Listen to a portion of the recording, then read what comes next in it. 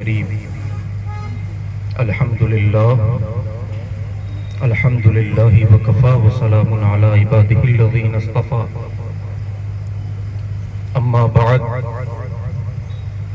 فاعوذ باللہ من الشیطان الرجیم بسم اللہ الرحمن الرحیم قال اللہ تبارک وتعالی فی القرآن العظیم والفرقان المجید الا ان اولیاء اللہ لا خوف علیہم ولا هم يحزنون وقال اللہ تعالی فی مقام آخر قل ان کنتم تحبون اللہ فاتبعونی یحببکم اللہ آمنت باللہ صدق اللہ مولانا العظیم وصدق رسولہ النبی الامین الکریم الرؤوف الرحیم ونحن على ذلك لمن الشاہدین والشاکرین والذاکرین والحمد للہ رب العالمین۔ عزیزان گرامی وقار، آیت مبارکہ پر روشنی ڈالنے سے قبل میں مناسب ہی نہیں بلکہ بے حد ضروری سمجھتا ہوں کہ ہم اور آپ مل کر حضور صاحب الاولاق صلی اللہ علیہ وسلم کی دربار عالی شان میں جھوم جھوم کر اس طرح درود پاک پڑھیں جس طرح خود خالق کائنات اپنی کتاب لا ریب میں ارشاد فرماتا ہے ان اللہ وملائکتہ یصلون علی النبی یا ایھا الذین آمنوا صلوا علیہ وسلموا تسلیما اللہم صلی علی سیدنا شفیعنا نبینا مولانا محمد وبارک وسلم صلو علیہ صلاۃ و سلام علیک یا رسول اللہ صلی اللہ علیہ وسلم اللہم صلی علی محمد طب القلوب ودوائها وعافیت الابدان وشفائها ونور الابصار وضیائها وعلی آلہ وصحبہ دائما ابدا۔ محمد کی محبت دین حق کی شرط اول ہے، محمد کی محبت دین حق کی شرط اول ہے، اگر اس میں کچھ خامی ہو تو سب کچھ نامکمل ہے۔ کیا کہنے کیا کہ محمد سے وفا تو نے تو ہم تیرے ہیں، کہ محمد سے وفا تو نے تو ہم تیرے ہیں، یہ جہاں چیز ہے کیا لوح و قلم بھی تیرے ہیں۔ واہ واہ واہ واہ واہ واہ کیا جود و کرم ہے شہ بطحا تیرا، واہ کیا جود و کرم ہے شہ بطحا تیرا، نہیں سنتا ہی نہیں مانگنے والا تیرا۔ عزیزان گرامی وقار، اللہ رب العزت کا بڑا کرم ہے کہ اس نے ہمیں اپنے نیک بندوں کی یہ محفلیں منعقد کرنے کی نیک سعادت بخشی۔ اللہ تبارک و تعالی کا یہ ہم پر بہت بڑا کرم ہے کہ اس نے ہمیں اپنے حبیب کا امتی بنایا اور اس طرح کی نیک مجلسوں میں شرکت کرنے کی ہمیں نیک توفیق بخشی۔ آج ہم اور آپ اس مجلس میں کیوں شرکت کرے بیٹھے ہیں؟ آج ہم اور آپ یہاں پر کیوں جمع ہوئے ہیں؟ یہاں پر کوئی ناچ اور گانے کا پروگرام نہیں رکھا گیا ہے، یہاں پر اللہ اور اس کے حبیب کا اور اس کے نیک بندوں کا ذکر کرنے کے لیے یہ محفل منعقد کی گئی ہے۔ تو میں یہ سمجھتا ہوں کہ آپ لوگ یہاں پر نہیں آئے ہیں بذات خود، آپ یہاں تشریف نہیں لائے ہیں، اللہ کی جانب سے آپ کو یہاں بھیجا گیا ہے۔ حضور غوث اعظم رضی اللہ تعالیٰ عنہ کی اس محفل میں آنے والوں آپ کو میں مبارکبادی پیش کرتا ہوں۔ حضور غوث اعظم رضی اللہ تعالیٰ عنہ کی یہ محفل ہے۔ آج حضور غوث اعظم رضی اللہ تعالیٰ عنہ کی ذات کو کون نہیں جانتا ہے؟ سارے اولیاء کے سردار ہیں حضور غوث اعظم رضی اللہ تعالیٰ عنہ۔ ہر ولی کی گردن پہ حضور غوث اعظم رضی اللہ تعالیٰ عنہ کا ہی مقدس قدم ہے۔ حضور غوث اعظم رضی اللہ تعالیٰ عنہ تمام اولیاء اکرام میں ایسا مقام رکھتے ہیں جس طرح حضور صلی اللہ تعالیٰ علیہ وسلم تمام نبیوں کے مابین اپنا مقام رکھتے ہیں۔ حضور غوث اعظم رضی اللہ تعالیٰ عنہ کے قصے اور کہانیاں تو ہم سنتے آ رہے ہیں۔ مردوں کو جلا دیا، ڈوبی ہوئی کشتی تھی اس کو باہر نکال دیا۔ ہاں یہ سب صحیح ہے، ہر چیز کی پہچان کروانا بہتر ہے۔ آپ کی پہچان آپ کے نام سے ہو رہی ہے۔ بہت سے لوگ ایسے ہیں نعت خواں حضرات کی پہچان ان کے نعت پڑھنے کی بنیاد پر ہوتی ہے، مقررین حضرات کی پہچان ان کے تقریر کرنے پر ہوتی ہے۔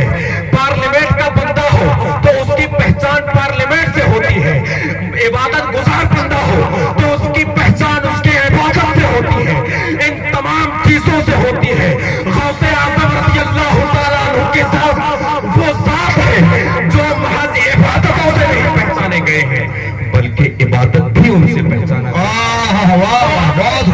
ہونے کی بنیاد پر نہیں پہچانے گئے ہیں بلکہ علم تصوف بھی ان سے پہچانا گیا ہے، بلکہ علم تصوف بھی ان سے پہچانا گیا ہے۔ نیک کردار سے نہیں پہچانے گئے ہیں بلکہ نیک کردار بھی ان سے پہچانا گیا ہے۔ واہ واہ واہ واہ۔ یہ سب قصے کہانیاں میں آپ کو نہیں سناؤں گا، مختصر وقت میں کچھ باتیں کر کے گزر جاؤں گا۔ حضور غوث اعظم رضی اللہ تعالیٰ عنہ تمام اولیاء اعظام میں اپنا مقام بہت ہی بلند و بالا رکھتے ہیں۔ حضور غوث اعظم رضی اللہ تعالیٰ عنہ کہ بغداد شریف میں قادریہ مدرسہ ہے، جو حضرات وہاں گئے ہیں وہ دیکھ کر کے آئے ہیں۔ وہ مدرسہ حضرت نے کھولا تھا اور آج بھی وہ مدرسہ برقرار ہے، آج بھی وہ مدرسہ برقرار ہے۔ وہاں پر حضرت نے تعلیم حاصل کی اور آج تک وہاں پر تعلیم حاصل کر رہے ہیں۔ حضرت نے کافی مدرسے بنائے۔ ایک دن ایک مدرسے میں یہ پڑھ رہے تھے تو وہاں سے جب باہر نکلے چھٹی کے وقت میں تو ایک درخت تھا، اس درخت سے لپٹ کر ایک بڑھیا تھی جو ہچکی مار مار کر کے رو رہی تھی، اور حضور غوث اعظم رضی اللہ تعالیٰ عنہ وہاں پر پہنچے اور کہا اے اماں تو کیوں رو رہی ہے، آخر کس چیز نے تجھے رلا دیا ہے؟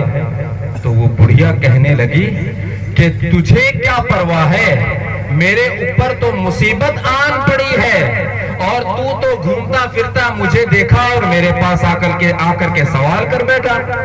جا بچے، تو میرے آنسوؤں کی اہمیت کو نہیں پہچان سکتا ہے۔ حضور غوث اعظم رضی اللہ تعالیٰ عنہ نے فرمایا اے بڑھی اماں، میں اس وقت تک یہاں سے نہیں ہلوں گا جب تک کہ میں تیرے رونے کا سبب معلوم نہ کر لوں۔ اس بڑھیا نے کہا چلو اتنا اصرار کر رہا ہے تو بتا ہی دیتی ہوں۔ تو بڑھیا نے کہا کہ تیرا نام کیا ہے بچے؟ حضور غوث الورا نے فرمایا کہ مجھے عبد القادر جیلانی کہا کرتے ہیں۔ تو کہا اچھا چلو میں تم کو بتا دیتی ہوں کہ میں کیوں رو رہی ہوں۔ تو کہا ہاں آپ مجھے بتائیں کیوں رو رہی ہیں آپ؟ تو وہ بڑھیا کہنے لگی کہ اے عبد القادر جیلانی، اے عبد القادر جیلانی، میرے رونے کا سبب محض یہ ہے، میرے رونے کا سبب محض یہ ہے کہ میں اللہ سے یہ دعا کر رہی تھی، میں نے اللہ کی بارگاہ میں یہ دعا نعرہ تکبیر، نعرہ رسالت، نعرہ رسالت، علماء اہل سنت، علماء اہل سنت، نعرہ تکبیر، نعرہ رسالت۔ ماشاءاللہ ماشاءاللہ۔ حضور غوث الورا نے فرمایا کہ ہاں بوڑھی اماں آپ مجھے اپنا رونے کا سبب بتائے نا۔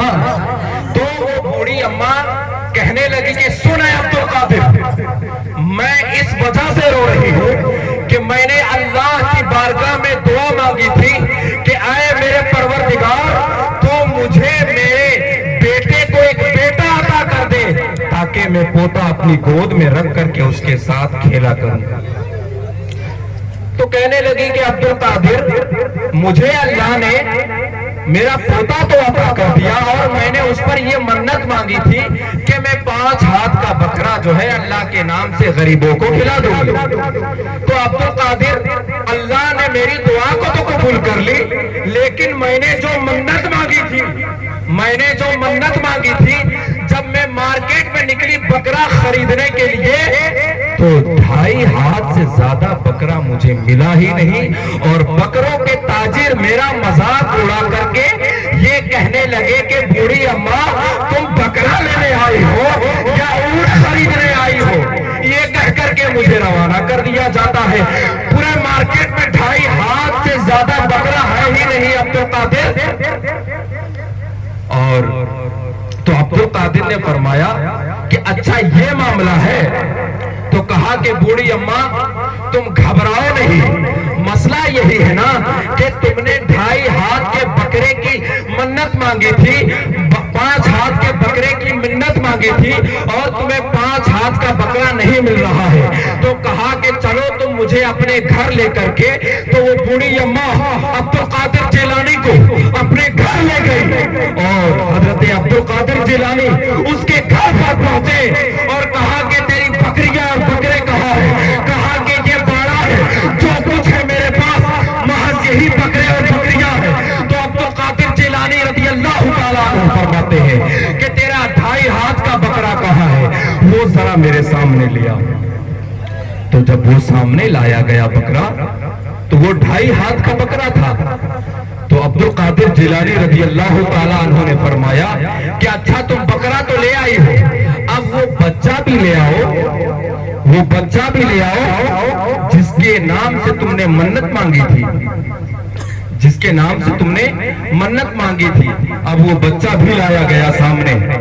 اب حضور غوث اعظم رضی اللہ تعالیٰ عنہ فرماتے ہیں کہ بوڑھی اماں تو نے 5 ہاتھ کے بکرے کی ہی منت مانگی تھی نا، چل اس بچے کے ہاتھ سے ناپ بکرے۔ اتنے چھوٹے چھوٹے ہاتھ بچے کے، اس سے بکرے کو ناپا، وہ بکرا 5 ہاتھ سے زیادہ ہو گیا۔ حضور غوث اعظم نے فرمایا جا اللہ کے نام پر غریبوں کو کھلا دے۔ واہ واہ ماشاء یہ ہے حضور غوث اعظم کی شان۔ اللہ نے انہیں بہت ساری علم عطا فرمایا تھا، اپنے علم سے انہوں نے اس دنیا میں روشنیاں پھیلائی۔ ایک بات اور قیمتی بتاتا چلوں، قرآن مجید میں 99 مرتبہ اولیاء لفظ ولی لفظ ولایت آیا ہے، اور حضور غوث اعظم رضی اللہ تعالیٰ عنہ کی عمر 99 برس ہوئی۔ ماشاء اللہ واہ استغفر اللہ ربی من کل ذنب واتوب الیہ وما علینا الا البلاغ، وآخر دعوانا